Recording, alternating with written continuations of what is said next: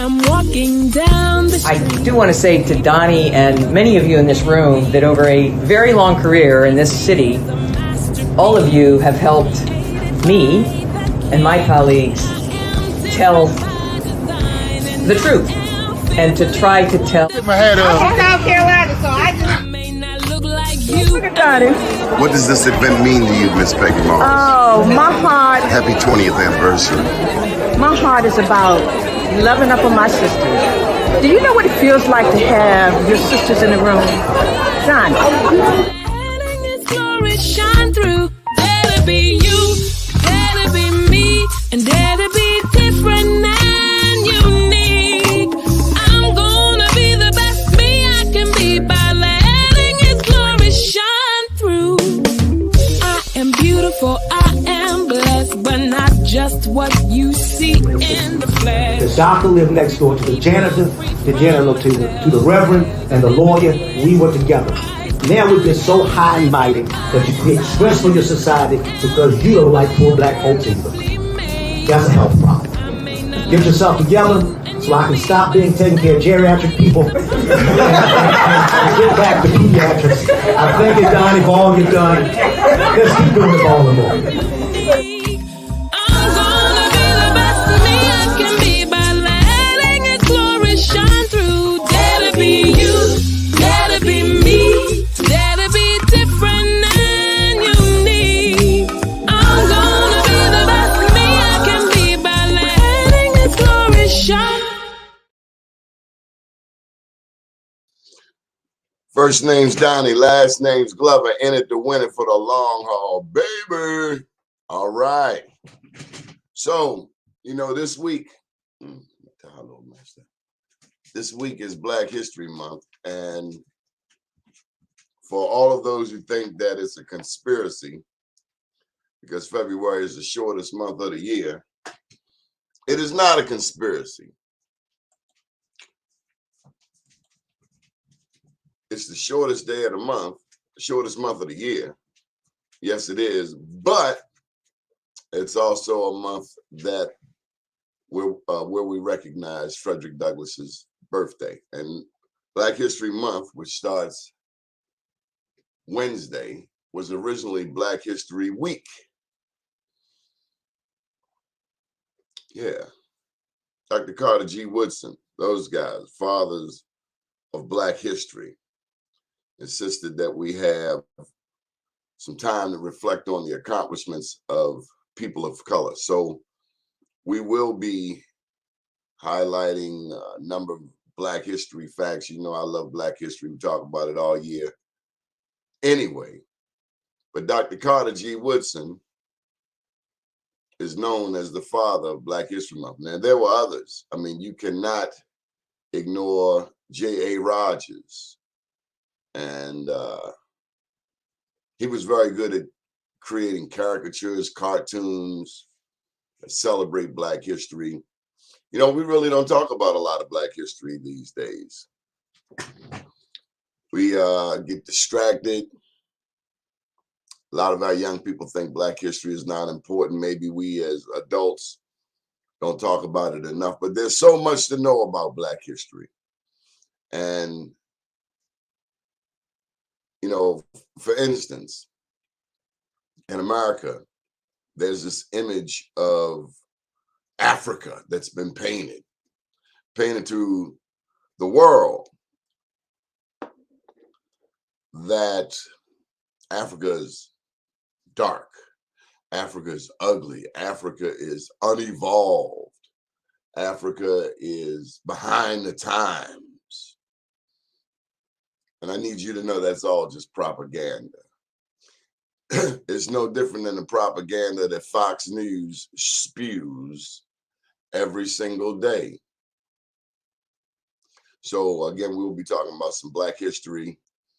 We need to know, for instance, that the oldest DNA on earth comes straight out of Africa. That means that every man, woman, and child can trace their roots all the way back to Africa. The oldest DNA in the world is found in Namibia, down in southern Africa. Don't believe me? Go look it up. Research it. That's where Dr. Cheek Anta Diop was so helpful, because he actually did the scientific research that traces our history. So if everybody came out of Africa, then that means that everybody's African, from the darkest black to the whitest white. That's what it is. But America paints this ugly picture of Africa. We think, for instance, that Africa has no idea of what a high-rise building is. Are you kidding me? The first buildings come out of Africa. I remember during my grad school tenure back in the 90s at Coppin, we had a professor, I won't call his name, white professor, who said something to me, said something to the class. And I'm pretty certain this was the source of some conflict, disagreement between us. He said that civilization started with the Greeks. Now, how the hell could it start with the Greeks? With so much of what they have comes straight out of Africa. What is A squared plus B squared equals C squared? All my poly people know that's the Pythagorean theorem, right? A squared times B squared equals C squared. They named it Pythagorean. So we could think, oh, well, the Greeks came up with that. Okay, well, dum-dum. What do you think those pyramids are? Isosceles triangles. I'm digging back. Lord, I haven't said that word in eons. But that's my point. Hey there, Leroy. Yes, we have to talk about Black history more. Everything comes out of Africa. And so as African Americans, we are often disconnected from the truth. Why? Because we don't go to libraries like we could, should. We don't have a lot of books in our homes. Got a lot of videos, a lot of movies, and those are fine too. But make sure you learn something about where your people come from. Learn something about the 54 countries in Africa. Learn some Black history. So I'm going to go down. I'm not sure if our guest is with us today. Guys, are you there? I'm here, Renny Bass is. You're not going to cut your camera on? It's not. No, I thought it was on. Yeah, we got to see your pretty face. So as we KIOBA strong, Lamontre. Hey, Lamontre. Do you see me, Donnie? No, but we hear you loud and clear. Okay. Yeah, you got to, down the bottom, it says there's a camera option, so they'll come back. I'm going to be talking with Renny Bass, and I think Mr. Rudy Williams is with him. Black history. I shared with you last week about Matthew Alexander Henson, first man to reach the North Pole. It took Dr. Herbert Frisbee to get him the credit. Dr. Herbert Frisbee was a science teacher right here in Baltimore. And what we also don't know is how significant Baltimore is to the big picture. Baltimore is loaded with Black history. Come on, Tyreek, kick it in. Historically, books and libraries have been burned. Yes, indeedy. And you know what else, Tyreek? Like that Queen of England, like King Leopold in Belgium, they stole our stuff. They stole our relics. They dug up our ancestors. You see any African people going to England digging up anybody? They dig up our ancestors. Remember they were digging up King Tut? Some people say a bunch of people died when they opened up that tomb. And they're signifying worse than stealing. People and many people went up in Africa signifying and stealing, taking them people's artwork, culture, books. Yeah, they burned the books. Did you know the oldest Bible in the world is in Africa? There were some Ethiopians yesterday. Let me see how my guys doing. Okay, so the camera not there, but you're there, right? Yeah, I'm here. I don't know why I can't get my camera on.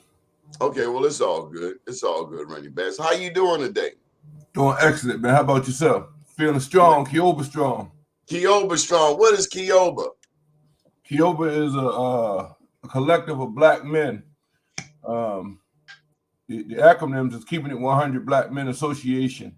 It's a collective of black men doing amazing things, man, in Baltimore right now. You know, we based in Baltimore, but we will be moving out of Baltimore into Maryland and the greater United States soon. So, but it's a collective of black men doing business together. We thank Obama for the laws that he relaxed for us to be able to do collective economics. So when we talk about Black history, we need to talk about some recent Black history with Obama and the laws he put in place to allow this to be to take place. Well, that's a very interesting comment. Obama getting some credit. What Obama do? President Barack Obama. He relaxed the laws for collective economics. This is what we was trying to do.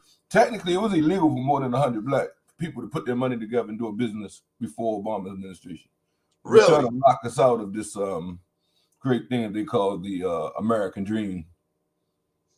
If you were president, Renny, what would you do? What would be the first thing you do? I would reform the whole criminal justice system. That was the first thing I would do. Hold up. Now, you know I talk about that all the time. America is 5% of the world's population, but we have 25% of the world's inmates. 1 in 4 inmates on planet Earth are right here in America, half of them black. That's crazy. Something's fundamentally wrong. And it goes back to slavery. But this is what a lot of people don't know. There we go. Our history did not start in America with slavery. The first black people in America were not slaves.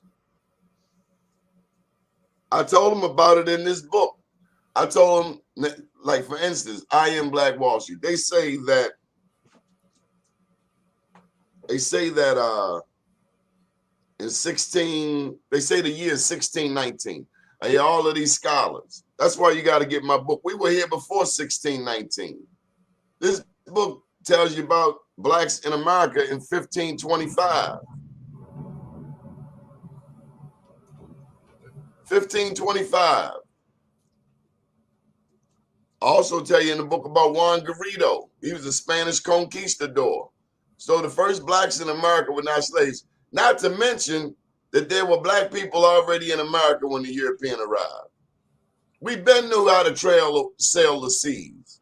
Mansa Musa, you've been over there to Mali, Yes. West Africa, North Africa. You know about the black people in Morocco. Did you know Morocco was called the Barbary Coast? You were there not long ago. Absolutely. Met some amazing people there. Black people in Morocco, some amazing people, some amazing Muslims, man, that showed me the time of my life. We got to learn more about our history, man. You know, as I think about you, and you went to Mecca too, didn't you? Absolutely. You know this dude Yes, right sir. here? Yes, sir. Malcolm went there, man. I remember you asked me all the places I have been, what was my greatest trip? And I'll tell you, it was that trip to Mecca. It was more than just a vacation. It was more than just an experience. It was amazing. I mean, you could feel it. You could, you know, and it was when you bought your ticket, actually, were you Muslim to go into Medina and Mecca? Only way you could buy a ticket. That was crazy. Those are the two holy. Those are both the two holy cities. Yes. Mecca and Medina. Mecca and Medina. Now you could go to Jeddah. You could get a ticket. Non-Muslim could get a ticket to Jeddah, but not Medina or Mecca. You know, in terms of Black history and Islam, it's my understanding that that Bilal, the man who called the Adhan, Allah Akbar, Alhamdulillah. was a black man. I understand that the prophet, peace and blessings be upon him, his father was a black man. Alhamdulillah.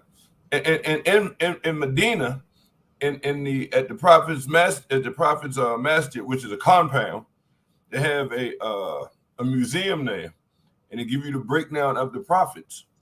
And when you're talking about Jesus, Isa, you're talking about the same description that describes you and I is the same description that describes him.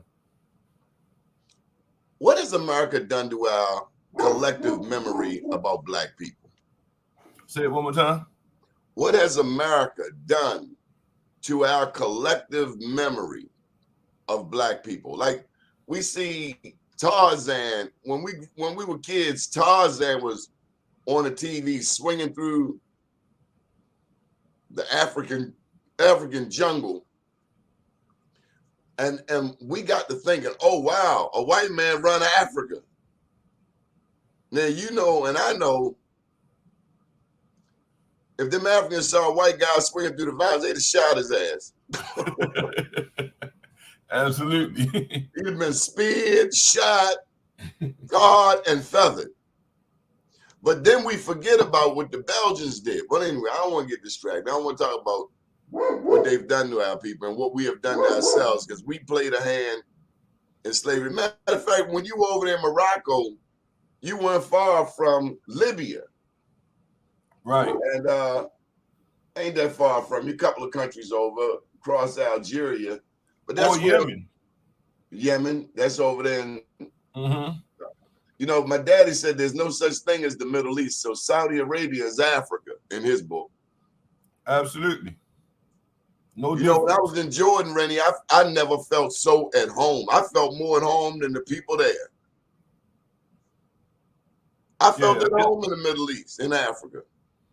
It's so welcoming, man. It was, you know, and the people, you know, the myth that Africans and African Americans are at riff and they don't get along and they don't have no respect for each other. It's just crazy. It's just theater.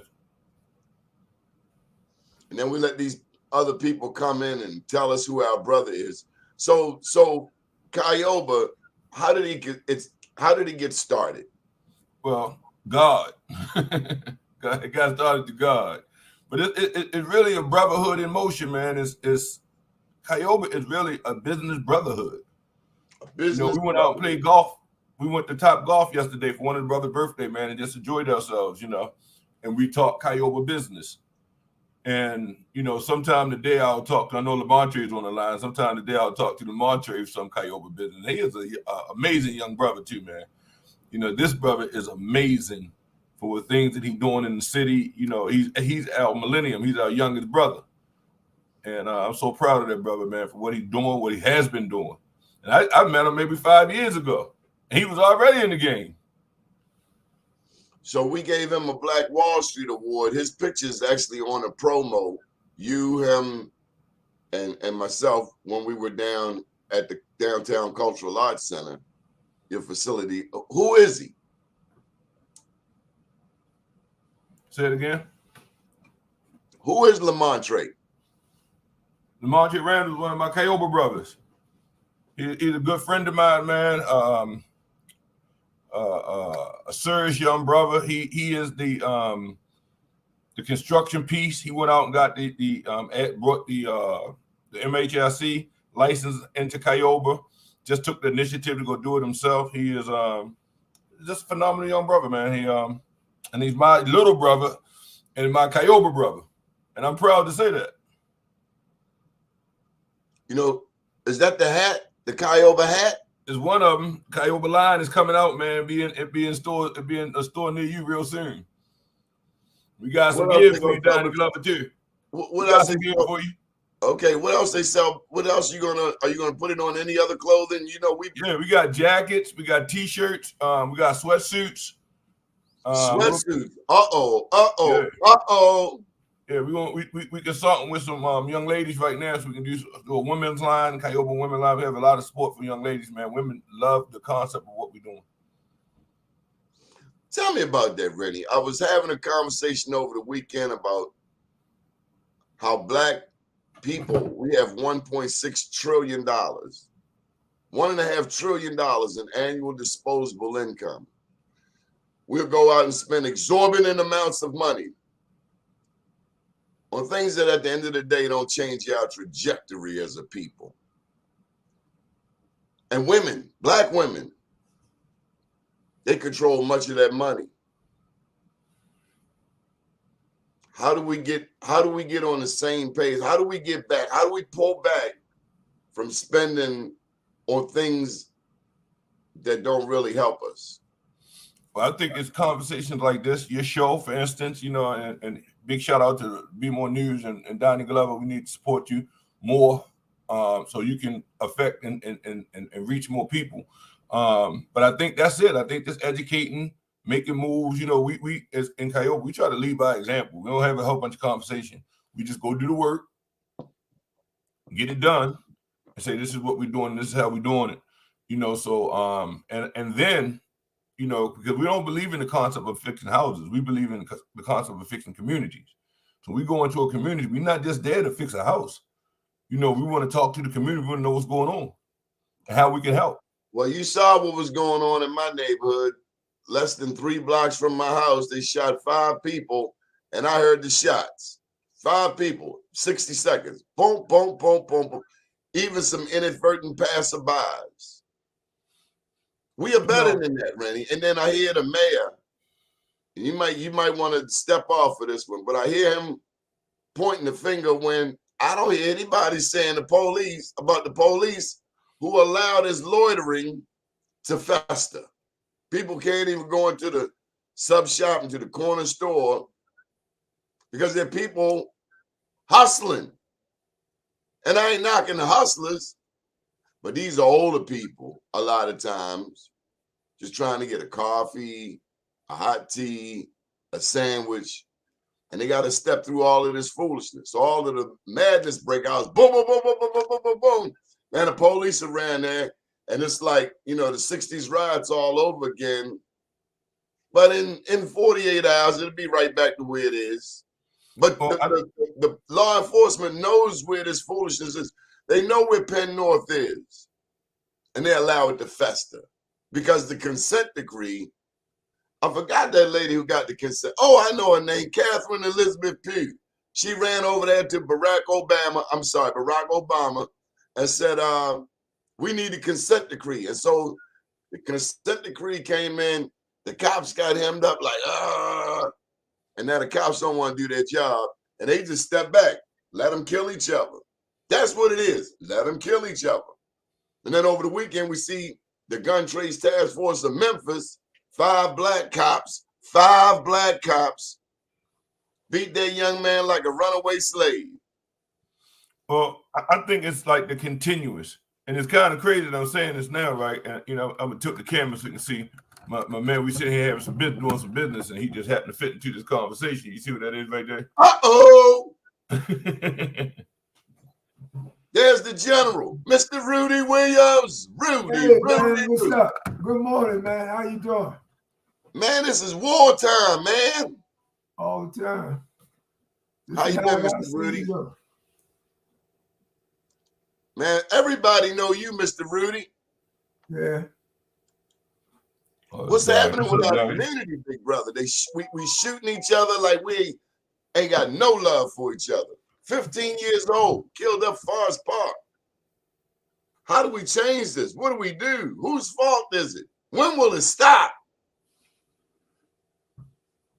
It stop when we all make it a priority, Don. Over chasing money, big houses, cars, watches. Aren't those things important? Don't we need these material possessions? Yeah, but we dead ain't no do us no good. We need life more than that. I think we also need resources in our community, man. We also have to figure out a simple system of us taking care of us, because the system of them taking care of us clearly is not working. It's not the answer. So we have to also focus on us taking care of us. And like Rudy was saying, it had to be a priority. You know, we might have to sacrifice some things in our community. We don't like that word sacrifice, but we have to. Why don't we like the word sacrifice? Because that means you got to give up something. You got to give up something of yours to give to somebody else. And you know, we need to sacrifice a generation to catch up with the turmoil that's happening to our future generations. We have to, you know, I mean, like you said, ain't no work, ain't no nothing. To just strictly concentrate on getting this next generation over the hump to where they have to be. So I'm not saying not to work, but that can't be the focus. The focus has to be everybody take a step up in your own community and step up and step in. Mr. Rudy, what would you advise the mayor right now? We just had 5 people get shot around the corner from me, Pennsylvania and Lawrence. 5 people shot in the middle of the damn day. I heard the shots. Boom, boom, boom, boom, boom. Then somebody come back. Boom, boom, boom, boom. In broad daylight. I would say go on the train, Mr. Rudy. Broad daylight. People urinating on the subway. Broad daylight. I saw a woman swear to beans. Swear to beans. Somebody either stole her wheelchair or she forgot it. She had one foot that was amputated. So she was crawling down the street, man. And looked like she was getting high all night. We done seen enough coke and dope in people. We know the effects. Looked like she was getting high and lady brought us some water and some orange juice. It's early in the morning. The dog is barking. I'm stunned. I've never seen anybody crawling down the street in my life. The dope, the fentanyl. Everybody want to be a hustler. What happened to us, Mr. Rudy? Where's the love? I don't know, somewhere there in line we lost it. And I would tell the mayor, you know, stop focusing on symptoms and focus on the disease, the cause that's driving people crazy to kill each other, kill themselves, anywhere, anytime, anybody. I would say focus on the symptoms. And I would say this too in terms of sacrifice. The reason why we don't sacrifice, because we think too small. We think it's tiny. We think in the way they train us to think. Fighting over peanuts. Every day I see it. Mr. Rudy, I remember I was about 20. My mother just died. I had this gold chain, and it had her ring on it with the birthstones of my siblings. Coming out of Easterwood Park, cut down Bentlow, and this cat backtracked on me because I cut down the alley. Don't cut down the alley. Shortcuts are dangerous. Run up on me. We get to tussling. He pull out a gun. I'm wrestling. Next thing I know, I'm in the hospital. I got to get my hand stitched up.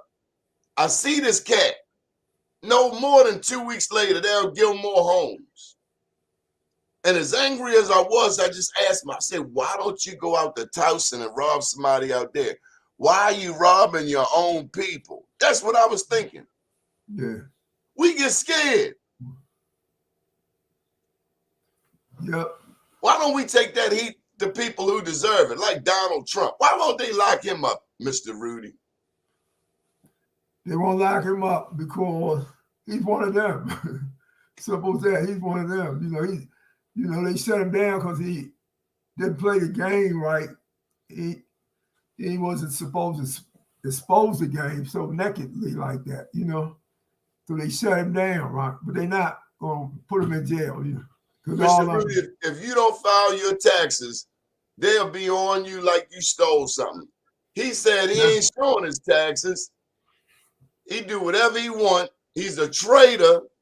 He caused the insurrection, got them people climbing the wall. What would have happened if we climbed the walls of the Capitol? So, it wouldn't be the White House no more.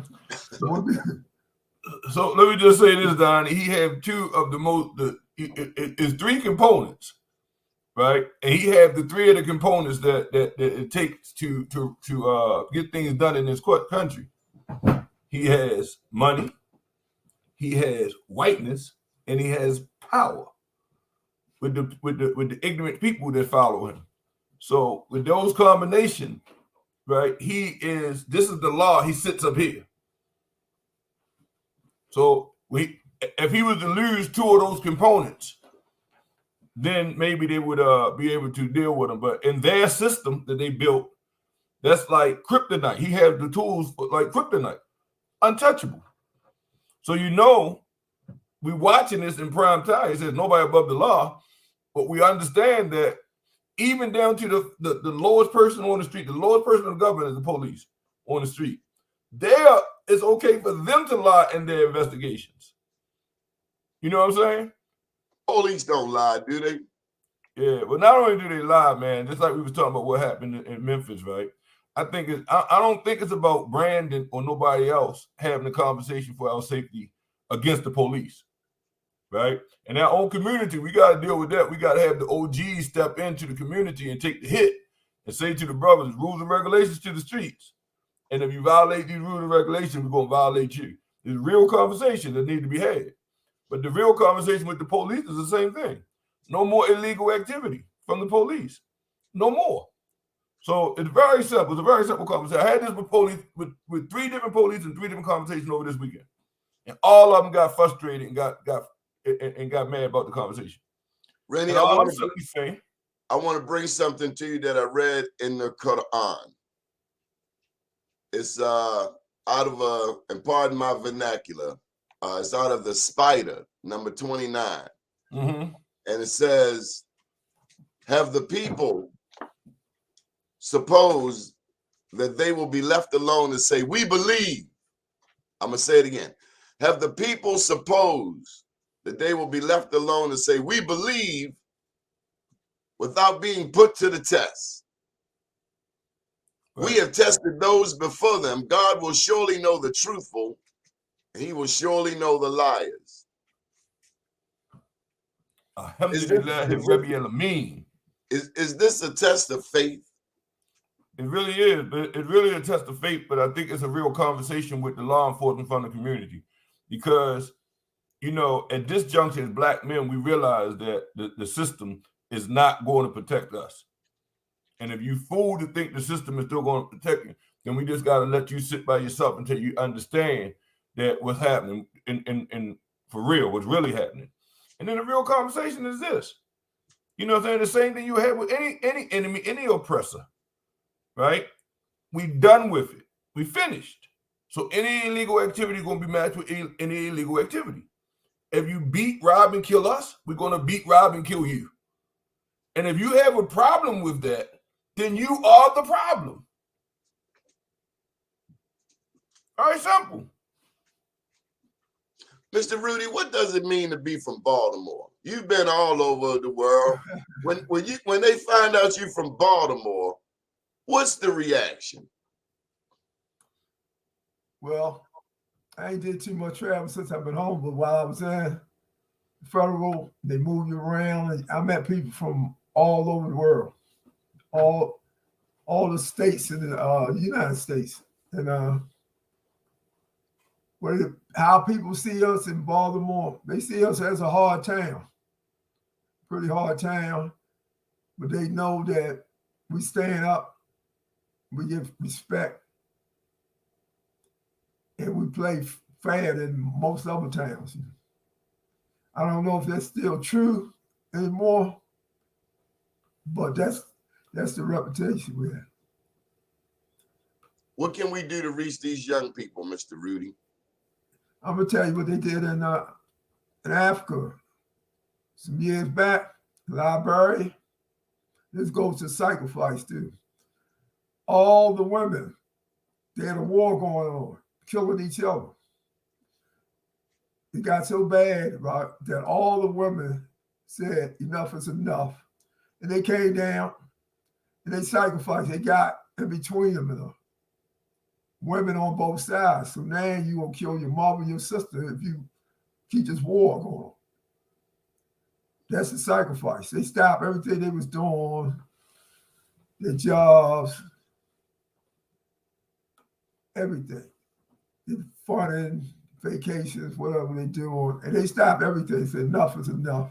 And they stood in a line of fire to stop a war. And right here, everybody got something to do, excuse and all that. that they committed to. I don't have the time. Let them, let somebody else handle it.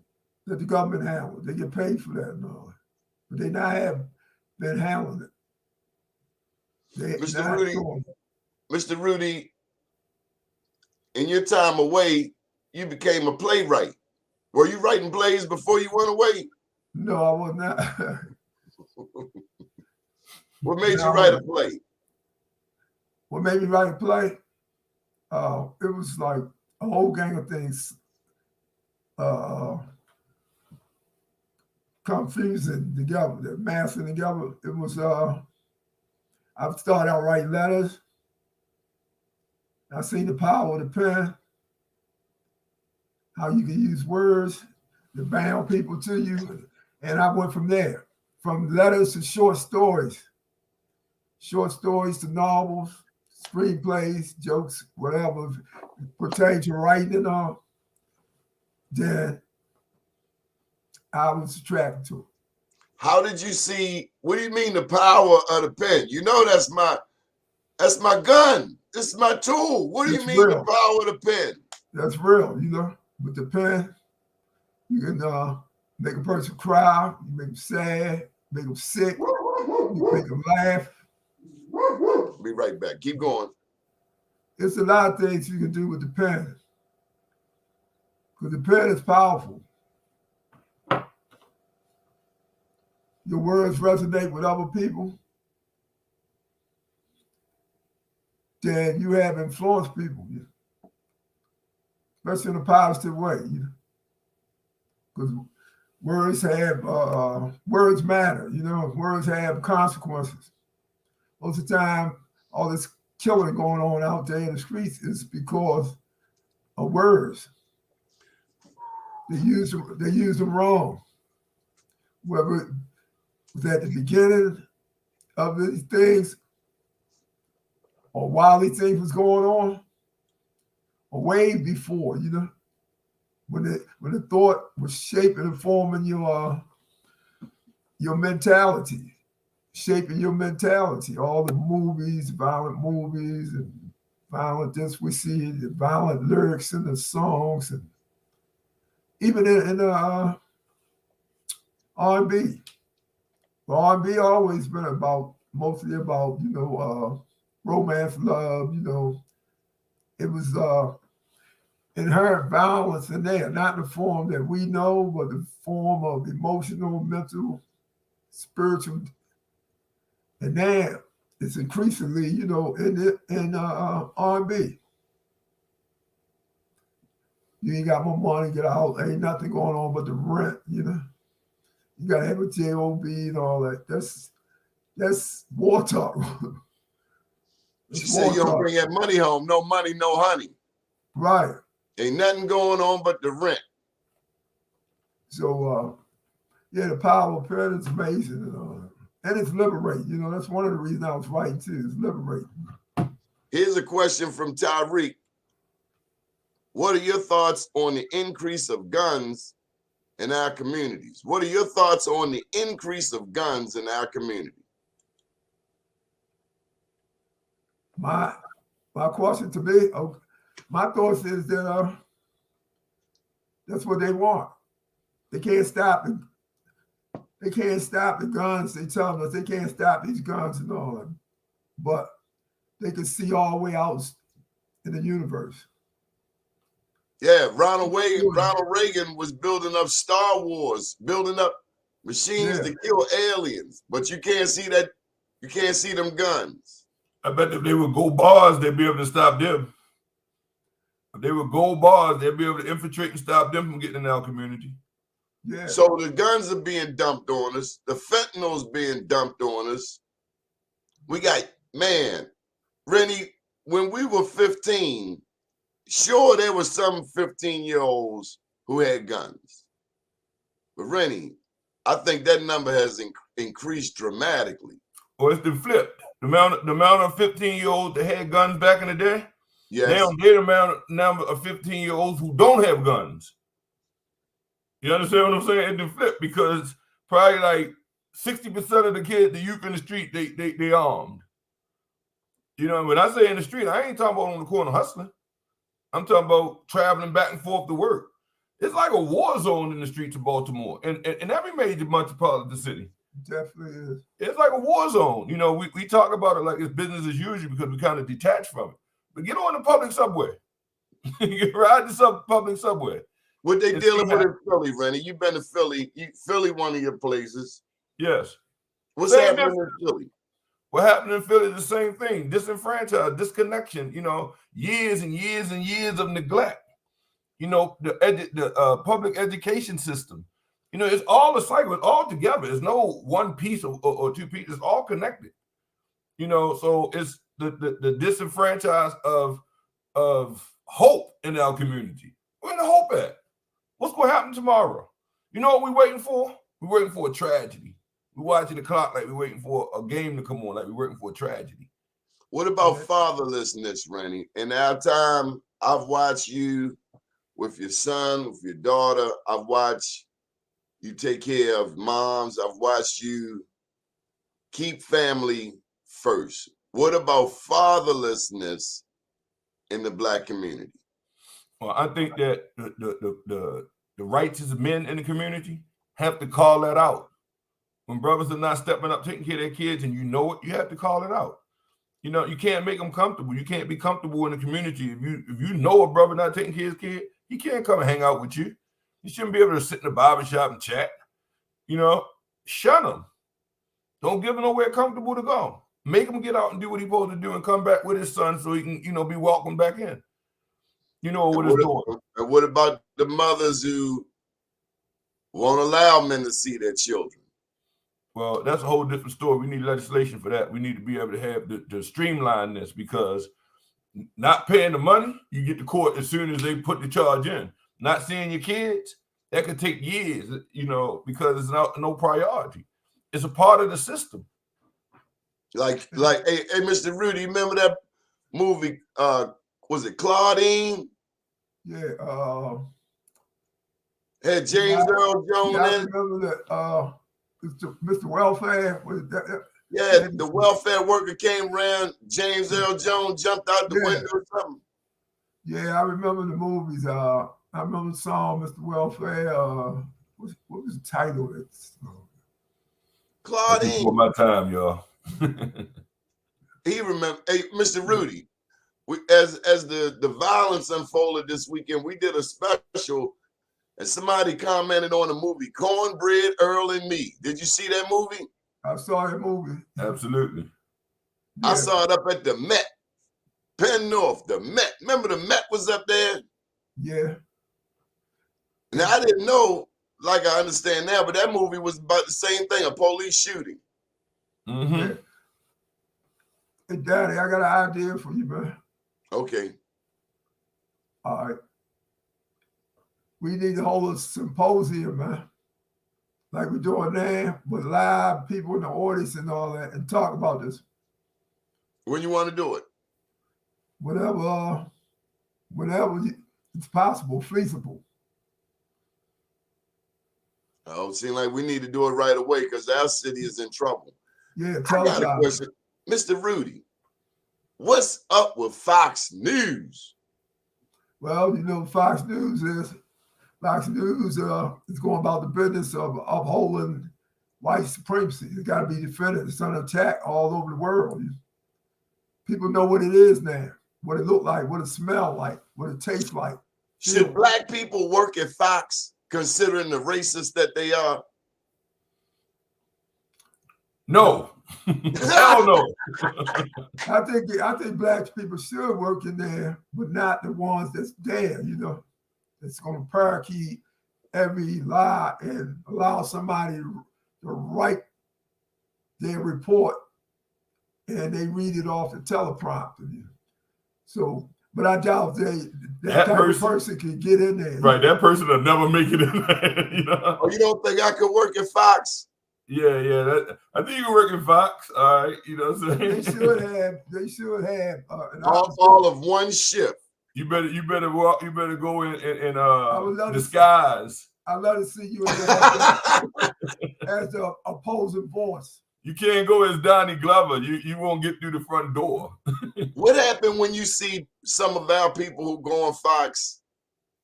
Do we realize? I mean, Renny, these are black people we otherwise respect, but we see them on Fox, and it's like, ugh. It's called sellout, Mike. I mean, Don, it's called sellout. You know what I'm saying? Anything for a buck. Our problem is in our community is when you think about us as a people, right? Who is that? Who are we as a people? When you break us down as a people, you break down the different cultures of who we are, what makes us up as a people. And we just as disconnected as we are from the Europeans. And Danny, all right, some of our people so weak, right? Speaking of the ones that be on Fox News you're talking about, you know, it's not just the money. The money is important too, right? But more important than the money is to get a pat on the head. They want to be approved. Right. Self-esteem is low and weak, and they want that pat on the head. And they feel better about themselves when they get it. You can train a dog to damn near do anything. You pat a dog on the head, he happy. He might do a flip, double flip, jump up in the air. But for sure, he's going to wag his tail. That's for sure. All that for a pat on the head. His master pat him on the head, he happy, you know. And some of us is doing that. What did you think when you came home and you saw what we're dealing with out here, Mr. Rudy? It was slow. It started to take a toll about it, but it was slow. When I come home, I was in a bubble of optimism, you know. And I had a picture of the world, America, a broad picture, but very low details. Now the details start to fill, and then I'm starting to see, you know, like, this is bad, really bad. It's bad. You introduced me to Miss Gwen Levi. I talked to her briefly last night, and she's on her way to New York, I think, for April, for a symposium for returning citizens. So one thing I know, well, two things. I know you've written some plays, and they have touched all generations. But you also introduced me to Miss Gwen Levi, and she's actively involved, a direct result of you. Yeah. School me on that. Well, she's on her way to what, symposium in New York? Yeah, in New York City. But she also, you know, she went down to Atlanta. Because of you, she's doing national work. I don't know if I can take all that credit, you know, but and she wouldn't have met me if it weren't for you. Oh, okay. I was thinking that in the back of my mind and all. You introduced me to her. I passed the ball. Now she gone all over. Yeah. She's excited too. Yeah, she is. Renny, tell me about Miss Gwen Levi. Why is she excited? She's a serious sister, man. You know, she come back to the community and she's serious about, you know, they treated her really wrong, man. The system, they really torched her. And instead of being bitter, you know, she spent her time and her energy to make sure that it don't happen to other people, and the people who coming home, to get them an opportunity, to get them a shot. I have nothing but love and respect for that. They violated her because she didn't know.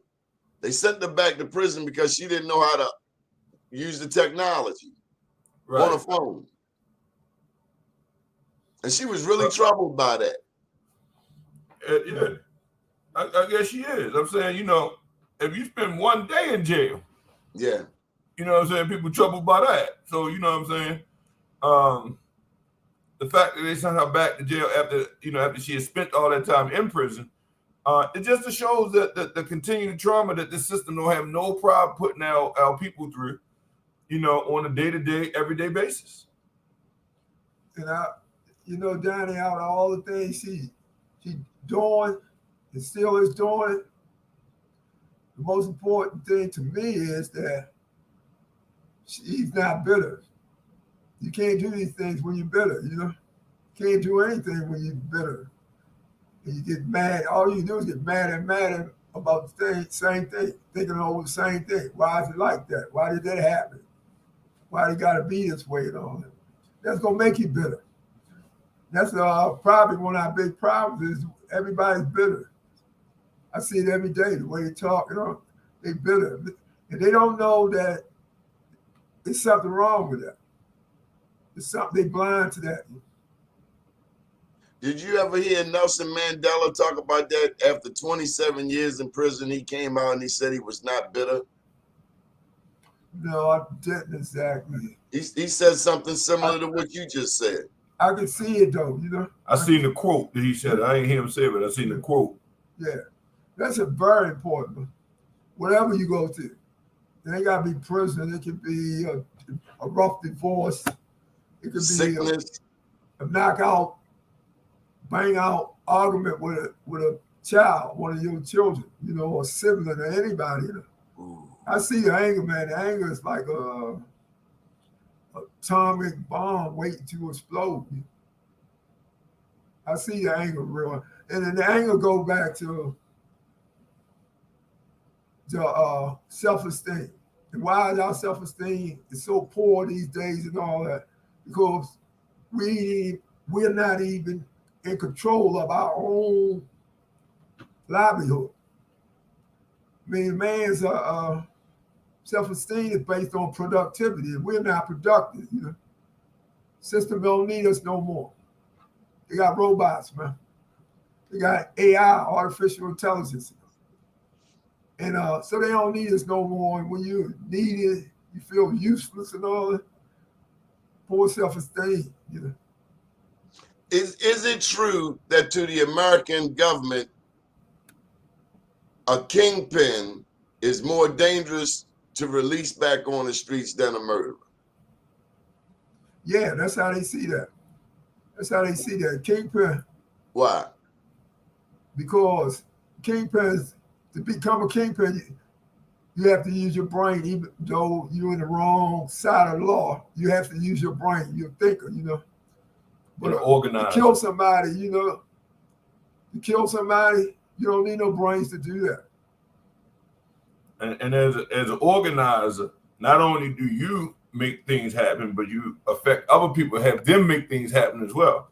And I believe that this, and I'm glad you brought that point up. And my brother Rudy, we speak about this all the time. How we reversed and used the same influence that the system came down on us for.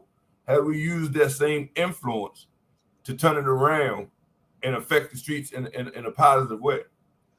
Because it's certain people that can't, it's the people that you want to affect, the most dangerous people on the street, you can't walk up to them with a system in a shirt and tie and say, I got something for you. They're not going to trust you. It's got to be somebody that they know, somebody that they trust. And the danger of letting the kingpin out is that most kingpins are leaders. They can lead people, organize and all. Suppose that kingpin, right? You let him go. He come out here and he's changed. And he lead for positive things like that, programs and all. That's a problem. That's a problem right there. Because he interfered with their plans, the master plan, which is keep change on our minds. So I think they're more afraid of not him returning back to the street doing what he was doing, like really said, having a positive effect on the community. And I think that's why they hold our kingpins down for so long, for the crimes that they've been getting away with for years, decades. Mr. Rudy, did you look up to Willie Adams? Did I look up? I didn't. If you say you look up respect, yeah. I respect his business mind, his leadership too. Who did you look up to as a young person? I look up to George Jackson, Che Guevara. Those two. George Jackson, Soledad Brothers? Right. George Jackson, Che Guevara. George Jackson looked up to Che Guevara. Che Guevara, and he was that Cuba? No. El Salvador, what That country was was shaking? Cuba. Cuba? That was Cuba. He's in Argentina. Castro met him studying at the university where Castro was exiled from his own country. He toured South America, all the universities. He had a plan. He was going back.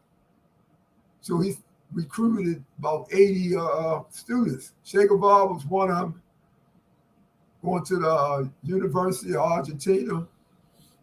He became the leading voice, the leading figure, more so than Castro, you know, because he's a brilliant guy, you know, brilliant, fearless. His love for humanity knows no bounds. He sacrificed his life for it. Talking about sacrifices. You know. You talking about Argentina? You talking about some natural resources that the world cannot do without, including oil, if I'm not mistaken. True. And you got people that think that the world belongs to them. This ain't nothing new here. This go all the way back to the modern British Empire, 1500s, and the Pope, even before 1500s. Going back to the Vatican, thousands of years, the idea evolved, you know, that the earth belonged to the Catholics. The Pope was God's man on earth. Why we don't see no black Pope? Where the black Pope at? Where's the black Pope? They say he's one behind the scene. He's not black like us. His soul is black. Called what's his name? Iglesias. Iglesias somebody. He's a Jesuit, you know. You know, my understanding is the black bishops went to the first Nicene Council back in 325 AD, and they saw the chicanery that was going on, and they never went back. And I think that's around the time that Jesus turned white, because you can't be white in that part of the world. You cannot walk through Saudi Arabia, Abu Dhabi, and the rest of them places without some damn melanin and you fall out. It's funny you said that. That's when everything started turning white. And I had a conversation with my brother Saphir yesterday. Saphir Rob? Yeah. And I think it came up. I was telling him, like, racism is only 500 years old. Racism don't go back that far. You got other prejudices, nationalism and pluralism and, you know, and family, my family is better than yours type thing. But racism as a concept and an ideology, world concept, it started about 500 years ago. Just 500 years ago. I want to ask y'all one last question. Is it time we partner up with the Chinese? Now, Renny, you've been to Africa most recently, all in Tanzania, South Africa, other places. The Chinese are building like never before. And I saw a simulated war between the U.S. and China matched the U.S. because they got more people. They got we had goofy. They got 1.3 billion. That's like me and you having a fight, Renny, then you go home and get your brothers and you got 1.3 billion people. And I got like 400,000. Listen, when I was in Shanghai, right? I come down the steps to get on the tuba. I think it's the tuba, the subway. Uh-huh. And when I turned around and looked behind me, right, it was like a sea of Chinese people. I mean, like, as far as the eye could see. And I'm talking about within 10 minutes. So that answers your question right now. But I say this, Don, it ain't about the people, right? It's not about what country you're from. It's about your consciousness.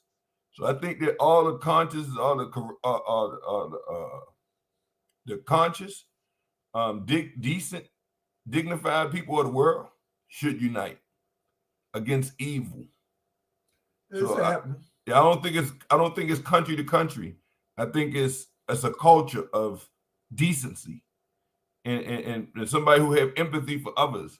These are the people, like-minded people that need to unite. not just us, when you say us as a people, because, you know what I'm saying, we reunite with China and we got some of the people that's with us that's stabbing us in the back. They just, you know, how does that help the cause? All right, so any advice for the new governor, Westmore? Yes, come sit down to the table with KIOBA. Come sit to the table with KIOBA. Come sit to the table with Black Men Unifying Black Men and understand how things run from a different perspective. Because when you get your city and you get the narrative from the city, from the political powers, they are paid to lie. They paid to lie. My advice would be this. I know he can't do everything himself. He needs an army and help and all that. And he will get it, but empower the right people, man. Empower the right people. Stop empowering people that don't have no solutions. Been preaching the same message for years and years and years. And the whole thing is, we always talk about a solution, like to all these mass killers happening around the country every day, you know, 2 or 3 on one day. But nobody never asked themselves, like, why can't we stop it? The reason why you can't stop it is because you are protecting the main cause. And the main cause of it is the economic system called capitalism. Zero-sum game, you know. One person win everything, the other person wins nothing. Total loss, you know. And that's what's going on. Nobody's never, you can't mention, you know, like, let's look at the economy, why people are alienated, why they self-esteem. You know, this is not new, you know. They suppressed the books and all that, misinterpreted them all, but people spoke on this years ago in clear terms. You know, Karl Marx, President Ingram, even though I'm not a communist, all Marxists, but their thoughts and ideas, they have some powerful thoughts and ideas which reveal, you know, tremendous insight. If a person want to understand what's going on and don't look at the economy clearly, sociologically, you know, take off all their ideologies, their preconceived notions and mental inclination, and look at it totally naked, and it's gonna keep going on, Donnie. It's gonna keep going on. So listen, Hey, Donnie, I got one question. One question. Okay. I see Bob. I see Mr. Murphy. You know, next phase. I want to know how I get in this. Get my. I want to see my name going across the bottom of the screen. So give me a shout out so I can make that happen. All right, bro. Well, we're gonna do that right away. So while we got you there, Willie Adams, when he ran the numbers, what you wanted to say? KIOBA Strong, is there a phone number? KIOBA Strong. Put my number down for the time being, and then we'll change it out when I get the get my brother. I mentioned Willie Adams, and Willie Adams, to my understanding, helped educate the Maryland State Lottery when it first came on board. And this is where I'm going. When they first, Mr. Rudy, you remember 1973, when they brought the lottery about, they said that it's going to be money for education. That's what they said. It's going to be money for education. Now, that was 1973. How you like that? You see that, KIOBA Strong? Oh, man, yeah. So hold on. Let me see. You missed it. There you go again. You see it? Bam. Yeah, I see it. Yeah, that's nice. Now I want to see the downtown cultural center. Oh, okay. Okay, no problem. Yeah, run me up, baby. Run me up. So how is it that we got $15 billion that has come through the Maryland State Lottery, but we still got classrooms in 2023 with no heat? I just want to know that. Am I missing something? Disinvestment, fraud, and theft. Let's start right there. disinvestment, spade a fraud, spade. and theft. So somebody lying and stealing. Absolutely. And because of them lying and stealing, it's disinvestment to the community. And this is why our schools look like they do. Our community look like it's nowhere impossible. If you look at Washington, D.C., and look at Baltimore, while we look the way we look and in the condition that we're in. No way possible. They got areas too. They got to get those up there too. Not like we got here. They got pockets. I mean, we got the whole west side is a ghetto. You know what I'm saying? Downtown Cultural Arts Center. You see it? Yes. Okay. Yeah, there you go. You call me, man, we get off the show. That's Mr. what Renny, I'm talking about. Mr. Renny, you have a black card in my book because you've always been supportive. As Mr. Rudy, we got to get more of that going on, more of us supporting each other. Definitely. We don't. We'll go over there and help total strangers and not even speak to the brother or sister next door. We don't even know our neighbor's name. Because we're out of our minds, man. We're out of our minds. Even the best and the educated ones, so-called, they don't know how to use their brains, the education that they was given enough. We're out of our minds, completely out of our minds. Hey, man, not to make this a sad thing, but we done lost some brothers that we need to. I haven't had a chance to talk with you, but we've lost some soldiers. We've lost some soldiers, man. Brother Ellsworth Bay, Brother Ellsworth Bay was reported last week publicly that a Nigerian hospital worker knocked him down, broke his hip, and hit him in the head and killed him. Brother Malik Rahman, and I'm not sure he ever told me his nickname was Gypsy, but Malik Rahman helped multiple brothers and sisters who were behind the walls. Muslim. Alhamdulillah. Gone on. They've had his janazah. We've lost some giants, Renny. You've lost giants. Yeah, man, absolutely. But the thing is you know, it's the next man up. Just like, you know, on any winning football team, any winning team, period, it's the next man up. And we got to step up. We got to step in. We got to keep the legacy going because there's a lot of serious brothers here, man, you know, doing some great work. And big shout out to my man, Dennis Wise over there at Safe Streets, man, putting the work in, man. You know, he doing this thing. That's right. Yeah, alhamdulillah for the brother. You know, assalamu alaikum. Any shout outs, Mr. Rudy? Yeah, I want to shout out to you, one. My brother Renny right here. Brother Safir. Safir Rob. Yeah, my brother-in-law, Stephen Kashif. Whole gang of women, beautiful women. There's too many of them for me to name them all. But I want to shout out to all the people in Baltimore that's still strong, thinking positive, trying to do positive things. Like, don't stop, don't give up. It can happen. Big shout out to Damon Williams, Pilot's King, amazing floors he doing. Don, you got to see this guy. I got to get y'all together. You got to come on your show. See what he's doing. You know, all right, Renny, you set this whole thing up. You get the final word, and we're going to get on up out of here. Well, I just want to leave us with this one thought, man, that, you know, no generation is responsible for itself. So when we look at what's happening in the streets right now in Baltimore and across the country, you know, it's the people who are involved, they're not responsible for what's going on to themselves. We, this generation, is responsible for the generation behind us. And we have to sacrifice, we got to do the work, and we got to take that on, and we got to own that responsibility. KIOBA strong, my brother. Support the Downtown Cultural Arts Center, the shops at North and Charles. Be More News. One love, Donnie Glover. Black Wall Street. One love, big brother. One love. All Peace right, and now. blessings. Good morning, world.